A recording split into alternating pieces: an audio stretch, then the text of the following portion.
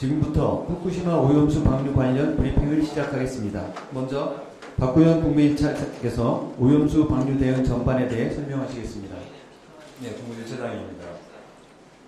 지난 월요일 한 매체에서 해외 전문가와 인터뷰를 통해 제기한 의문들 중에서 사실관계 확인에 필요한 몇 개의 부분에 대해서는 제가 어제 말씀을 드렸었는데요.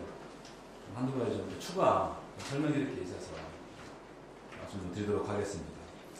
먼저 오염수가 해양 생태계에 미칠 영향을 모니터링할 때 사용된 오존의 숫자가 너무 적고 소위 말하는 여과 섭식자라고 하는 부분이 포함되지 않았다. 참고 이해를 돕기 위해서 추가 설명을 드리면 여과 섭식자는 조개라든지 크릴, 해면동물 같이 물속에 있는 부유 물질을 먹이로 사용하는 어종을 생각하시면 되겠습니다. 이 전문가의 지적은 도쿄전력이 방사선 환경영향평가에서 동식물의 방사선 영향을 평가하기 위해서 편평어, 개, 갈조류 세 종을 선택한 것을 문제 삼은 것으로 보입니다. 그렇지만 이 세 가지 어종들은 도쿄전력이 임의로 선택한 것이 아니라 국제방사선방호위원회가 제시한 대표 해양 어종으로 알고 있고요. ICRP는 이 어종에서 검출되는 방사선 물질의 양이 기준치보다 낮다면 모든 해양 생물이 동등하게 안전하다고 볼 수 있다는 설명을 이미 제시한 바가 있습니다. 참고로 방금 말씀드린 내용들은 IAEA 종합보고서 27페이지, 그다음에 74페이지에서 75페이지에 걸쳐서 명시되어 있습니다. 다음으로 이 전문가는 도쿄전력이 먹이 사슬망을 통한 축적 위험을 평가할 때 방사선 물질에 노출되었을 가능성이 있는 작은 물고기 대신 일반 사료를 먹이로 사용함으로써 방사선 물질의 축적 위험을 의도적으로 축소했다는 의혹도 제기를 했습니다. 그러나 이러한 지적과 달리 해양생물 일반 사료 사육 실험은 해수의 삼중수소 농도에 따른 해양생물의 영향을 확인하기 위해서 해양수조에서 실행되는 하나의 실험으로 방사선 영향 평가와는 별개의 사안입니다. 또한 IAEA는 도쿄전력의 방사선 환경 영향 평가에서 IAEA가 제시한 농축 개수를 사용해 먹이사슬 등의 영향을 보수적으로 반영했음을 밝히고 있습니다. 마지막으로 도쿄전력의 방사선 환경 영향 평가에서 방사선 핵종이 침전물에 흡수되는 문제를 다루는 방식에도 심각한 하자가 있음에도 IAEA가 이를 제대로 다루지 않았다는 지적이 있었습니다. 오염수 방류량이 늘어날수록 침전물에 흡수되는 방사선 물질의 양이 증가할 것이고 이 흡수량은 침전물의 종류와 핵종에 따라 차이를 보일 수밖에 없는데 IAEA가 이를 제대로 고려하지 않았다는 지적입니다. 그러나 IAEA 종합보고서에 따르면 오염수 방류 개시 후 몇 년 동안은 방사선 물질이 시간이 지남에 따라서 해저 퇴적물에 축적되어 농도가 높아지겠지만 도쿄전력은 방류 첫 해부터 해수 농도와 해저 퇴적물의 농도가 최대가 되었다는 보수적인 가정하에 평가를 수행했으니 IAEA 보고서에 명시되어 있습니다.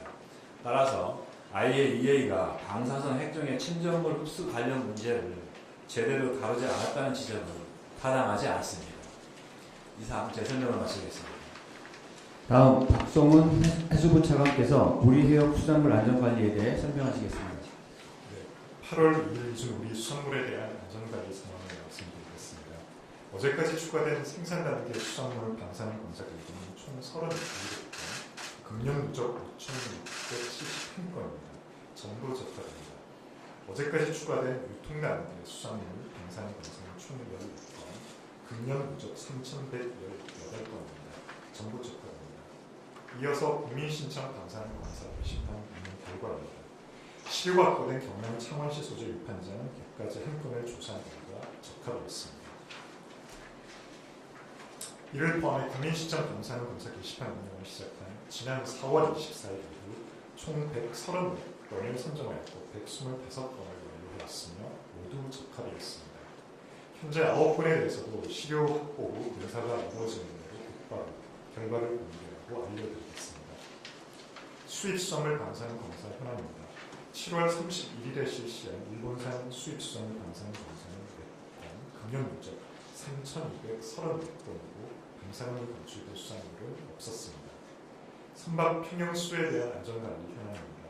지난 브리핑 이후 이바라키현 가시마항에서 입항한 한 척에 대한 조사가 있었고 방사능이 검출되지 않았습니다. 금년 1월부터 현재까지 시바현, 이바라키현, 미야기현 등에서 입항한 선박 52척에 대해 선박 평형수 방사능 조사를 실시하였고 모두 적합했습니다. 해수욕장에 대한 긴급 조사 현황입니다. 8월 2일 기준 추가로 조사가 완료된 인천 장경리, 경주 상주 음모래 2개소 해수욕장 모두 안전한 수준으로 확인되었습니다. 나머지 해수욕장에 대해서도 분석이 완료되는 대로 결과를 알려드리겠습니다. 해양방사능 긴급 조사 현황입니다. 어제까지 남동해역, 남서해역, 남중해역, 서남해역 등 21개 정점의 세슘과 18개 정점의 삼중 수소 분석이 완료되었으며 모두 안전한 수준으로 확인되었습니다. 나머지 정점에 대해서도 분석이 끝나는 대로 결과를 발표하겠습니다. 다음으로 수산물 소비 활성화 방안의 일환으로 추진하는 수산물 전통시장 물놀이 상품권 환급 행사에 대해 말씀드리겠습니다. 지난주 금요일 브리핑에서도 말씀드렸습니다만 최근 윤석열 대통령께서는 수산물 소비 활성화를 위해 전통시장의 물놀이 상품권 환급 행사를 매월 확대 시행하라는 지시를 하신 바 있습니다. 해양수산물은 수산물 소비 촉진을 위해 국내산 수산물 소비 금액의 30%가 물놀이 상품권으로 환급되어 상시 할인받으실 수 있도록 계획을 수립하고 있습니다.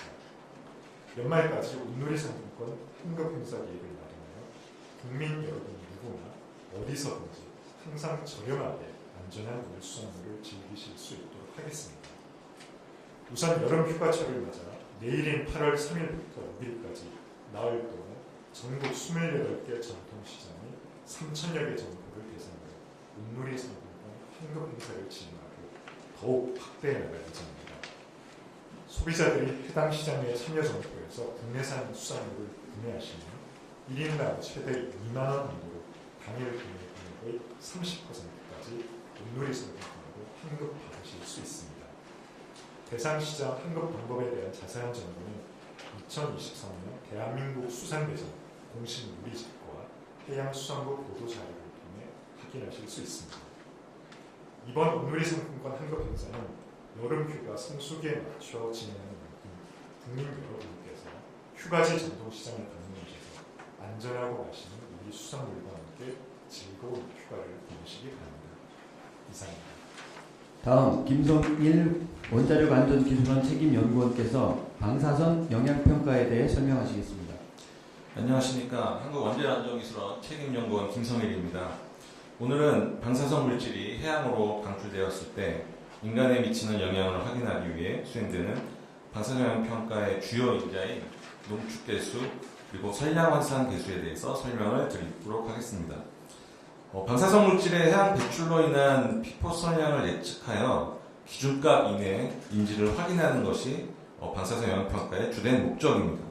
이를 위해서는 방사선 물질의 배출량을 토대로 해수에서의 이동 확산에 의한 희석을 고려해 해수의 농도를 평가한 후 생물체 내의 농축 및 수산물 섭취량을 고려하면 최종적으로 인체에 들어오는 방사능량을 알게 됩니다. 여기에서 선량 환산 계수를 적용하여 인간에게 미친 영향을 최종적으로 저희가 알고 있는 방사선량 또는 미리시버트로 계산을 하게 됩니다. 실제로 해양으로 방출된 방사선 물질이 생물체에 전이되기까지는 매우 복잡하고 다양한 물리적, 지구화학적, 생물학적 과정에 영향을 받기 때문에 해양 생물체, 물고기 등에 농축되는 정도는 매우 많은 연구 등을 통해서만 실제로 알 수가 있습니다. 이를 위해서 1970년대부터는 국제적인 노력이 있었으며 IAEA는 다양한 연구 논문과 국제 공동 연구 등을 참고하여 방사선 영향평가 시 국제적으로 권고하는 농축계수를 1985년 발표했고요. 이후 2004년 다시 업데이트하여 발간을 하였습니다. 여기서 농축계수의 의미는 어떤 해양 생물체가 바다에서 서식할 때 그 해수나 밀입자 또는 먹이사슬 등을 통해 주변 해수의 방사성 물질 농도에 따라 농축되는 비율을 뜻합니다. 예를 들어서 IAEA에서 권고하는 세슘의 농축계수는 물고기의 경우 100입니다. 따라서 해수의 세슘 농도의 100배까지 물고기가 농축된다고 가정해서 방사성 영향평가를 수행하게 됩니다. 세슘의 농축계수는 플랑크톤보다 어류가 더 높고 또 어류를 먹는 포유류의 경우 어류보다 더 높음을 알 수가 있습니다. 농축계수는 사실 핵종별로 값이 다르고 또 세슘과는 다른 경향을 보일 수 있습니다. 참고로 IAEA에서 권고하는 삼중수소의 농축계수는 1입니다. 이는 해양에서 삼중수소는 어떤 해산물에도 해수 농도 이상으로 농축되지 않는다는 것을 의미합니다. 이에 따라서 각 국가들은 부지 보유의 연구 결과 등이 없을 때는 IAEA 등 국제 연구 결과에서 제공하는 농축계수를 활용하여 방사성 영향평가를 수행함으로써 해산물의 방사능 농도를 계산하고 있습니다. 지금부터는 방사성 물질이 포함된 해산물 등을 주민이 섭취했을 때, 그러니까 먹었을 때 인체에 미치는 위험도, 즉 방사선량을 계산할 때 사용되는 ICRP의 선량 환산 계수 또는 선량 계수라고도 하는데요. 그것에 대해 설명드리도록 하겠습니다. 체내에 들어온 방사선 핵종은 그 물리적 반감기와 체내에 생물학적으로 체류되는 기간 동안 신체 조직에 방사성 픽폭을 주게 되고 핵종의 종류에 따라서 신체 조직이 아주 짧은 기간 또는 전생에 걸쳐 선량을 받을 수가 있습니다.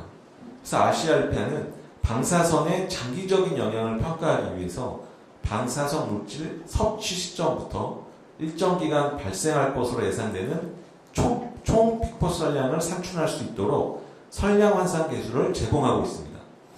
내부 픽폭을 평가하기 위한 선량 환산 계수는 표준 남성과 표준 여성의 생물학적 변수를 고려하여 평균 개념의 표준인에 대해 도출되었습니다.